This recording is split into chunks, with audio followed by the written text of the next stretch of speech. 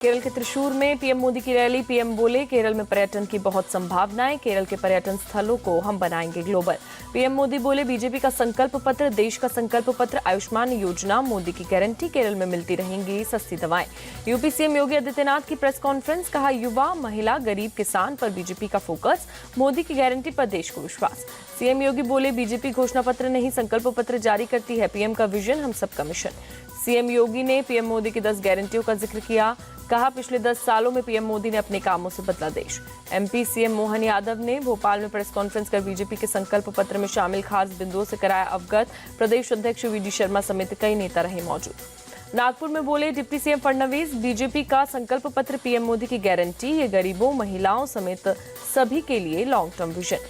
संकल्प पत्र को लेकर केंद्रीय मंत्री धर्मेंद्र प्रधान ने कहा, संकल्प पत्र देश के लिए, विकास के लिए प्रतिबद्ध, सरकार गरीब, महिलाएं, किसान और युवा के विकास के लिए प्रतिबद्ध।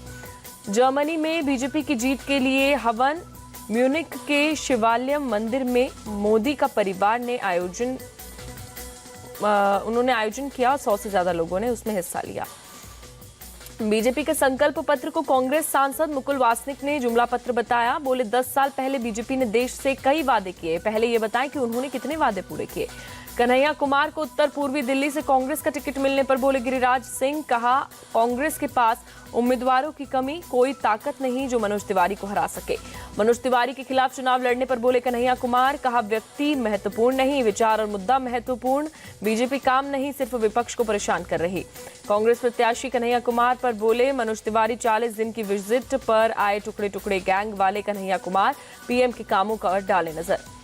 राजस्थान के जयपुर में आज अमित शाह का रोड शो, शाम 5 बजे संगानेरी गेट से छोटी चौपड़ तक रोड शो। सीएम भजन लाल भी रहेंगे मौजूद।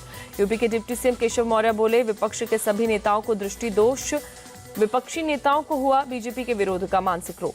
मैनपुरी में नामांकन से पहले बोले बीजेपी प्रत्याशी जयवीर सिंह, इस बार मैनपुरी के लोगों ने दिया नारा, लड़ेगा मैनपुरी, जीतेगा मैनपुरी। शिवपाल यादव का बयान, बोले जनता की मांग युवा नेता की थी, इसलिए बदायूं से टिकट बदला, परिवारवाद का आरोप लगाने वालों का परिवार ही नहीं। हरियाणा सीएम नायब सिंह ने इंडी गठबंधन पर साधा निशाना। फरीदाबाद की रैली पर बोले, घमंडिया गठबंधन का ना नीति सही ना नियत। वायनाड में राहुल गांधी ने किया रोड शो। सीपीआई की एनी राजा और बीजेपी के सुरेंद्र से मुलाकात की।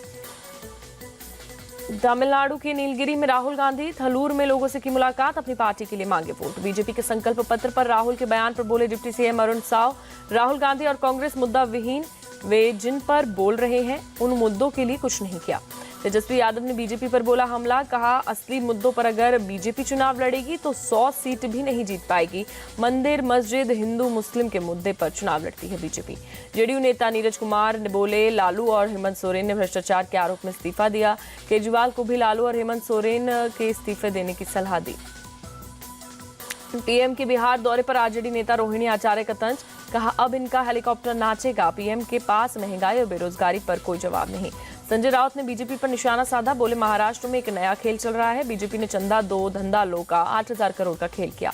कंगना रनौत ने मैक्लोडगंज में तिब्बती धर्मगुरु दलाई लामा से मुलाकात की। पूर्व सीएम जयराम ठाकुर भी रहे मौजूद। कांग्रेस ने लोकसभा चुनाव के लिए उम्मीदवारों की एक और लिस्ट जारी की। लिस्ट में 10 उम्मीदवारों के नाम। उत्तर पूर्वी दिल्ली से कन्हैया कुमार लड़ेंगे चुनाव, चांदनी चौक से जेपी अग्रवाल और उत्तर पश्चिम दिल्ली से उदित राज को टिकट। कांग्रेस ने पंजाब के लिए 6 उम्मीदवारों के नाम घोषित किए। पूर्व सीएम चन्नी को जालंधर और आम आदमी पार्टी के पूर्व नेता धर्मवीर गांधी को पटियाला से मिला टिकट। अमृतसर के स्वर्ण मंदिर पहुंचे पूर्व सीएम चन्नी, गुरुद्वारे में मत्था टेक कर की अरदास। जालंधर सीट से कांग्रेस प्रत्याशी चरणजीत चन्नी। पंजाब के लुधियाना में बीजेपी कार्यकर्ताओं की मीटिंग के दौरान हंगामा, आपस में भिड़े कार्यकर्ता, कुर्सी और मेज उठाकर फेंके गए। भरतपुर में सीएम भजनलाल शर्मा ने जाट समाज प्रबुद्ध जन सम्मेलन में लिया हिस्सा, लोगों ने किया सीएम का जोरदार स्वागत। राजस्थान के पूर्व सीएम अशोक गहलोत ने कहा, राजस्थान से इस बार चौंकाने वाले नतीजे सामने आएंगे, पीएम मोदी बौखलाए हुए। राजकोट से पुरुषोत्तम रूपाला को बीजेपी उम्मीदवार के तौर पर हटाने की मांग पर अड़ा क्षत्रिय समाज, कहा नहीं हटाने पर गुजरात की सभी 26 सीटों पर ऑपरेशन रूपाला चलाने का दिया अल्टीमेटम।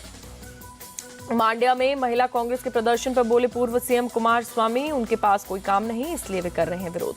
तमिलनाडु के तंजावुर से डीएम के उम्मीदवार एस मुरासोली ने किया चुनाव प्रचार, क्षेत्र में साइकिल चलाकर किया चुनाव प्रचार। तमिलनाडु बीजेपी अध्यक्ष और कोयम्बटूर से बीजेपी प्रत्याशी के अन्नामलाई के खिलाफ 2 केस दर्ज। चुनाव में आचार संहिता के उल्लंघन के आरोप में केस दर्ज। अपनी हिरासत पर बोली बीआरएस नेता की कविता, ये सीबीआई की नहीं बीजेपी की हिरासत, बीजेपी जो बोल रही है अंदर वही सवाल पूछ रही है सीबीआई। कानपुर में आगजनी मामले में एमपी एमएलए कोर्ट का आज आ सकता है फैसला। एसपी विधायक इरफान सोलंकी की सजा पर होगा फैसला। महाराष्ट्र के धुले के दोंडाईचा शहर में भिड़े दो गुट। अंबेडकर जयंती जुलूस के दौरान पत्थरबाजी, मौके पर पहुंची पुलिस ने हालातों को कंट्रोल किया। लाहौर में अंडरवर्ल्ड डॉन अमीर सरफराज की हत्या, अज्ञात लोगों ने मारी गोली। लाहौर जेल में बंद भारतीय नागरिक सरबजीत सिंह की हत्या का था आरोपी। अमीर सरफराज की हत्या पर सरबजीत की बेटी स्वप्नदीप कौर ने कहा, ये उसके अपने कर्मों का फल। राज छिपाने के लिए पाकिस्तान ने ही रची थी हत्या की साजिश।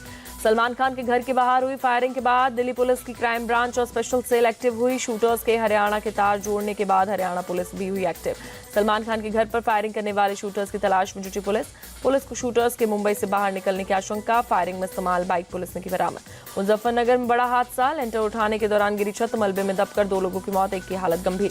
मौके पर एनडीआरएफ और पुलिस ने चलाया राहत बचाव का काम। मलबे से सुरक्षित निकाले गए 15 लोग। इजराइल पर ईरान के हमले को लेकर बाइडेन ने G7 लीडर्स के साथ मीटिंग की। G7 देशों के नेताओं ने इजराइल पर ईरान के हमले की निंदा की, तनाव भड़कने की जताई आशंका। संयुक्त राष्ट्र सुरक्षा परिषद ने हमलों के मद्देनजर आपातकालीन बैठक बुलाई। संयुक्त राष्ट्र महासचिव एंटोनियो गुटेरेस ने बढ़ते तनाव पर चिंता जताई। इजराइल ने लेबनान के नबी शीट शहर में की एयर स्ट्राइक। इजराइल ने हथियार बनाने की साइट पर किया हमला। ईरान के हमले के बाद गाजा बॉर्डर पर इजरायली सैनिकों का ऑपरेशन जारी, भारी मात्रा में तैनात किए गए टैंक।